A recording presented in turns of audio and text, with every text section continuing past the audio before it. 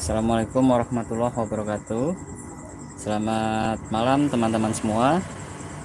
Dalam malam ini jadi ada yang banyak yang WA ya, dan bertanya tentang cara belajar mengukur nilai superheat. Jadi teman-teman, ini alatnya ya, manifold, freon, termometer, bisa termometer tembak, bisa termometer digital, dipasang di pipa pengukuran ya, pipa balik, pipa suction line.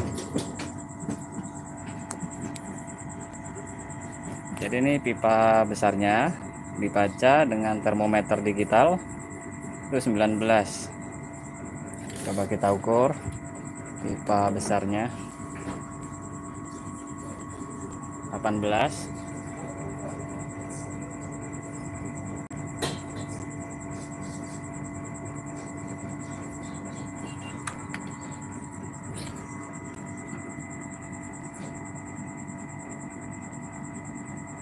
Oke, baik Mas. Jadi ada yang bertanya dasar mengukur nilai superheat. Itu kita harus bisa membaca suhu saturasi tiap jenis-jenis freon ya. Ini ada di manifold. Ini manifold yang paling atas itu R22, bawahnya R134, nomor 3 di bawah R410A. Kemudian paling bawah itu R404A. Jadi ini paling dalam itu suhu saturasi freon R22. Nomor 2 ini suhu saturasi freon R134A. Nomor 3 ini R410A atau R32 sama teman-teman. Jadi jika suhu yang terbaca ini 19, namun tekanan freon di sini menunjuk di suhu saturasi itu 8 ya. Ini nomor 3 ini di sini. Nah, ini kan 10. Kalau 8 di bawah 150 PSI. Ini saturasi R410A. Ini nomor 3 ya, dari dalam R410A atau R32. Ini suhu saturasi 10, bawahnya 8. Kalau 10 di kisaran hampir 150 PSI ya. Jadi nggak perlu baca tekanannya, nggak apa-apa kalau untuk superheat. Jadi kita hanya mengukur suhu saturasi ini. Kita lihat suhu saturasinya ini. Nah, kalau di atas 150 ini suhunya di saturasinya di atas 10. Dan ini 20, ini kalau diukur secara tekanan R32 itu di kisaran hampir 200. Jadi 200 PSI ini nggak boleh jika suhu pipa besarnya ini sudah di bawah 20 teman-teman. Jadi nilai superheat itu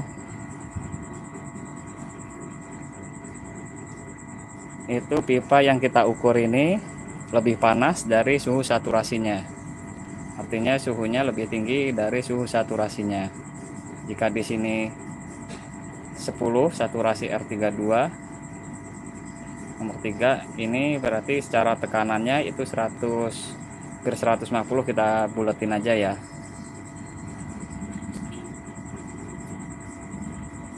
Ini di pipa besarnya harus lebih panas, 3 sampai 8, sampai maksimalnya itu 10. Jadi 150 jika kita baca tekanan R32 150, atau kita lihat di sini saturasinya di 10. Berarti pipa besar boleh di kisaran 18 sampai minimum superheat paling rendah 13 derajat Celcius. Tergantung kondisi ya, tergantung kondisi. Jika sirkulasinya kurang bagus, biasa saya gunakan superheat yang tinggi.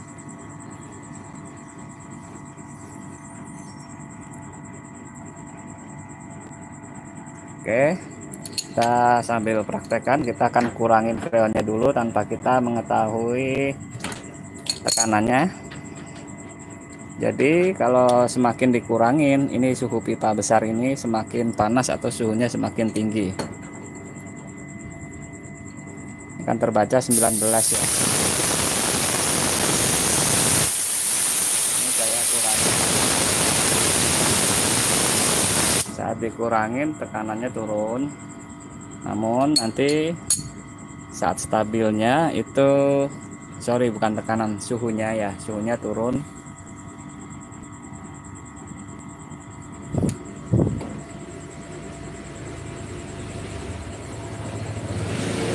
Suhunya turun dulu saat penurunan tekanan dibuang. Nah ini 16,7, 16,8, 16,9, 17 naik 19,7, 20 naik kan. Kalau dikurangin freon semakin berkurang freonnya ini, maka suhu yang masuk, suhu suction line ya atau suhu pipa besar itu semakin naik suhunya. Itu artinya juga freon yang ada di evaporator semakin berkurang, atau kita bisa sebut evaporator butuh tambahan makanan teman-teman, atau tambahan freon ya. Oh sudah naik di 21.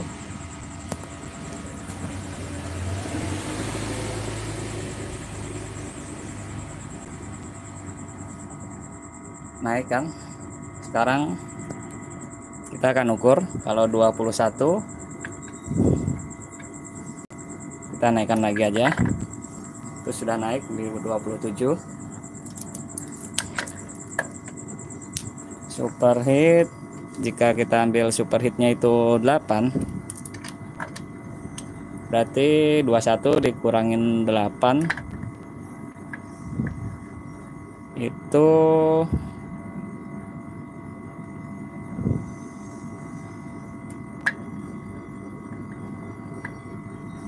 13 ya teman-teman ya. 13. Kita lihat suhu saturasi 13 itu ada di kisaran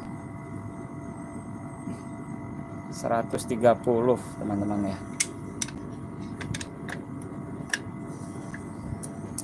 Itu superheat paling tinggi 130 boleh. Cuman ini saya gunakan superheat yang enggak terlalu tinggi biasanya saya.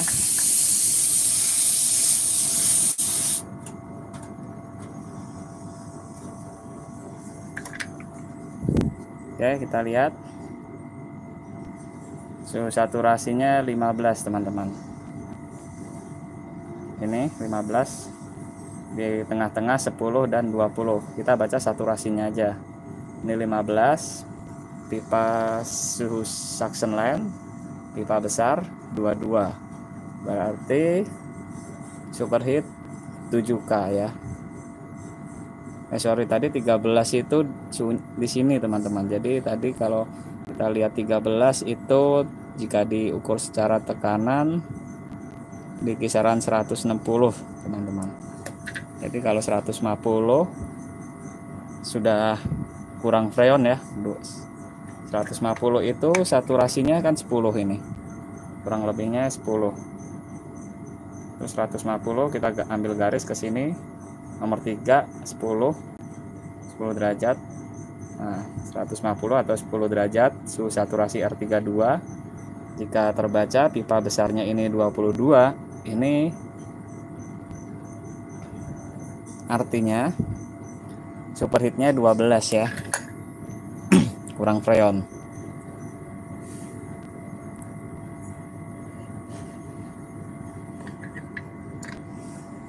Jika kita lihat seperti ini, suhu saturasi 15,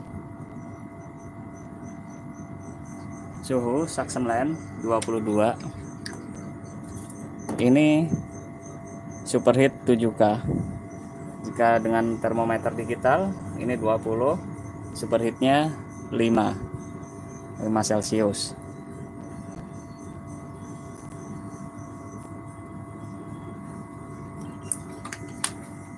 Jika kita tambahkan freon, jika kebanyakan nanti superheatnya akan turun dan bisa di bawah 3. Nanti kalau di bawah suhu saturasi itu namanya subcooling. Jadi sudah seperti kerjanya di kondensor, teman-teman. Kalau kondensor kita ukur subcooling, kita nggak usah bahas subcooling nanti pusing, karena ini intinya yang belum paham. Untuk yang dasar-dasar, ini superheat artinya suhu pipa besar ini harus lebih tinggi dari suhu saturasi. Lebih tinggi selisih 3 sampai paling tinggi 8. Semakin tinggi artinya kapasitas freon di evaporator semakin berkurang. Semakin rendah bisa ada kemungkinan freonnya tidak menguap, teman-teman, karena tidak mendapat cukup panas dari ruangan, jadi kompresor bisa kebanjiran.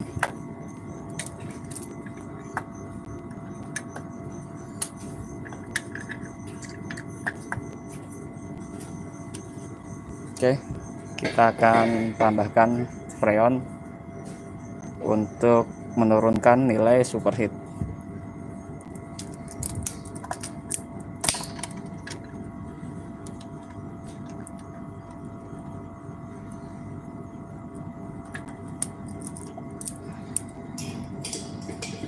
Untuk buang angin yang ke sini, saya buka dari sini aja,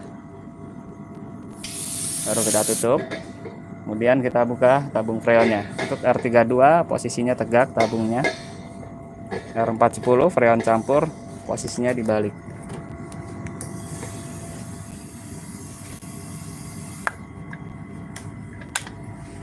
Oke, kita lihat suhu saturasinya aja.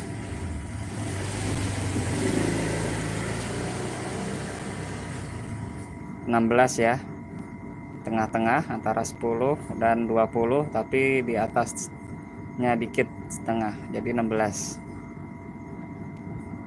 Suhu pipa besar atau suction line masih di angka 22, karena termometer yang ini pembacaannya lambat. Termometer digital terbaca 21. Untuk EMS ini kadar sensitifnya, teman-teman, 0,95, lebih tidak sensitif. Nah, kita gunakan yang 0,95 aja. Tapi kalau untuk lebih sensitif, lebih peka, kita gunakan 0,80. Nah, oke, sama terbacanya 22. Sama. Kita tambahkan freon lagi. Untuk unit AC saya, superheat yang tepat main di kisaran tekanan freon di 180 PSI untuk kondisi malam hari.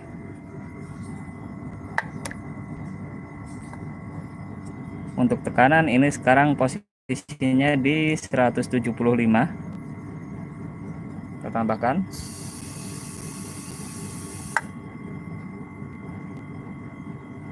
Oke, 180.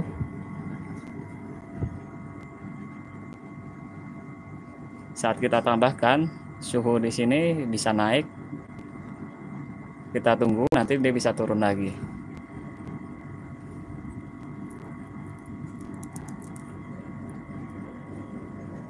Kita ukur pakai yang tembak aja, yang pembacaannya lebih cepat. 22,4 sama ya. 22,3. DS01 masih 22,5. 22,5 sama. 22,6. 22,5. 22,6, jadi sama pembacaannya.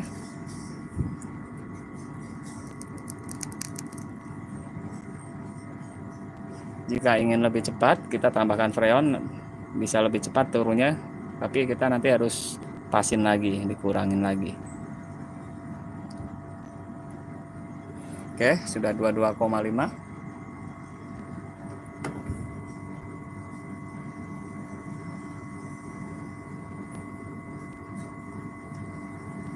22,4. Saat ini kita belum turun suhunya, tapi secara suhu saturasi ini sudah di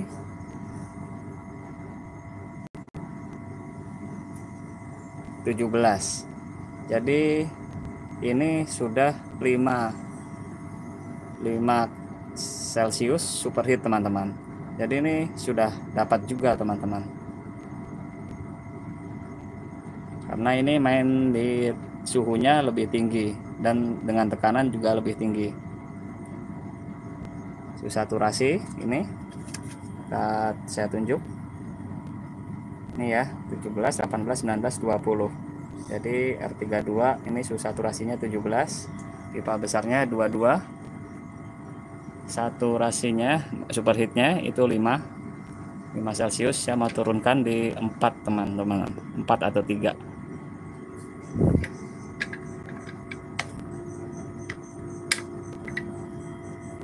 Oke, saya tambahkan lagi ke 185 PSI atau di 18 saturasi.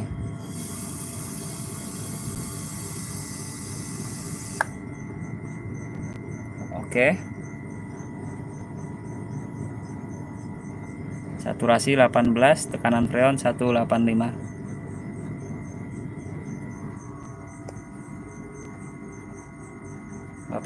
ke 22, 4 Celcius superheat.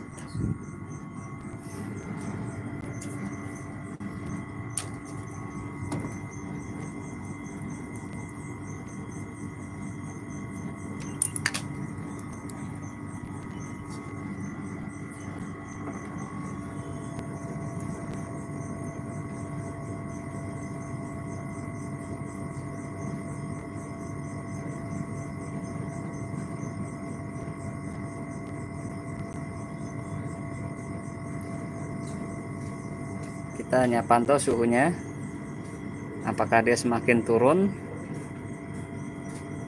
Jadi kita membatasi agar dia tidak di bawah 3 Celcius superheatnya.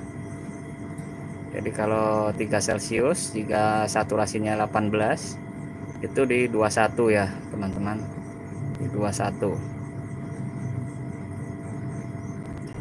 Saya tambahkan lagi sedikit, namun masih di tekanan saturasinya masih di 18, tambah sedikit aja karena sudah mendekati, sudah superheatnya rendah. Ini 185.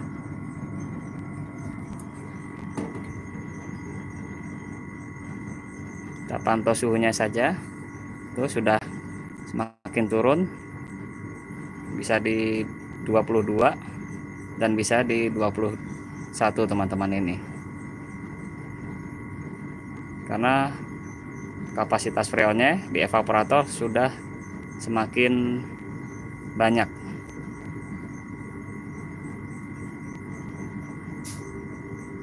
Dua 22,1.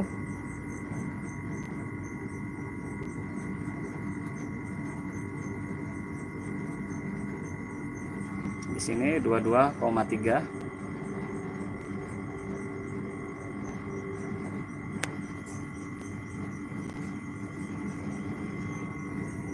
Dua.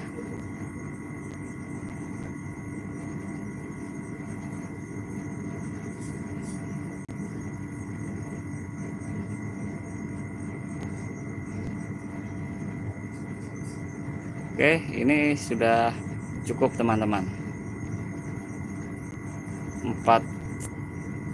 4C superheat ini sudah turun 22,1.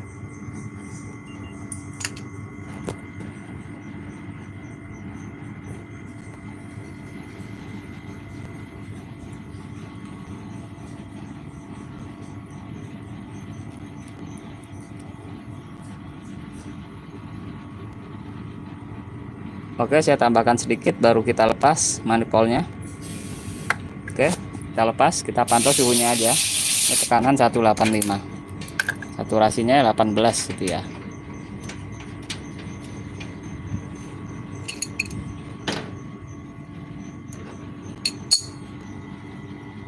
Oke, 22,1.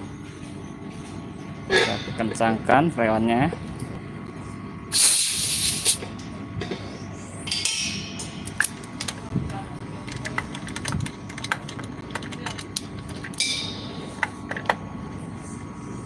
Saya rapikan alat dulu.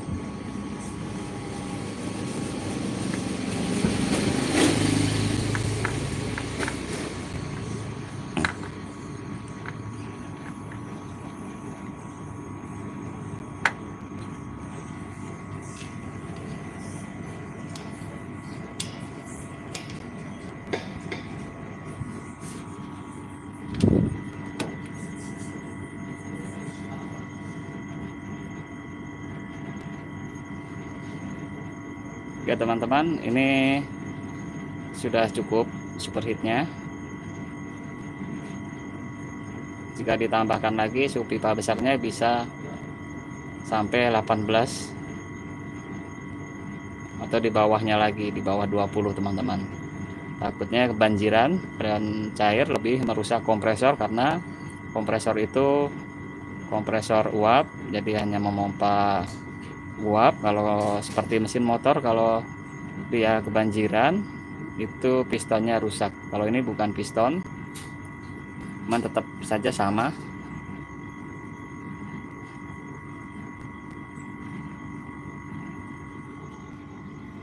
Di DS01 ini lambat teman-teman bacaannya.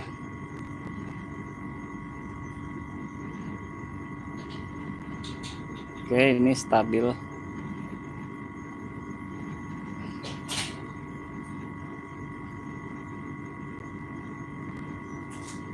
Oke, sudah mulai bergeser 22,0, 22,1 di DS01 ini.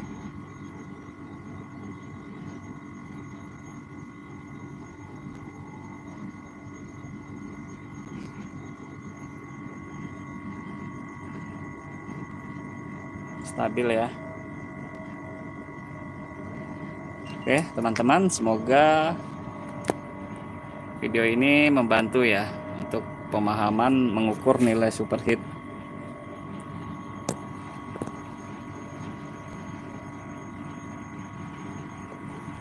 Jadi bukan menghitung target superheat, karena ini kita mengukur nilai total superheatnya berapa ya teman-teman.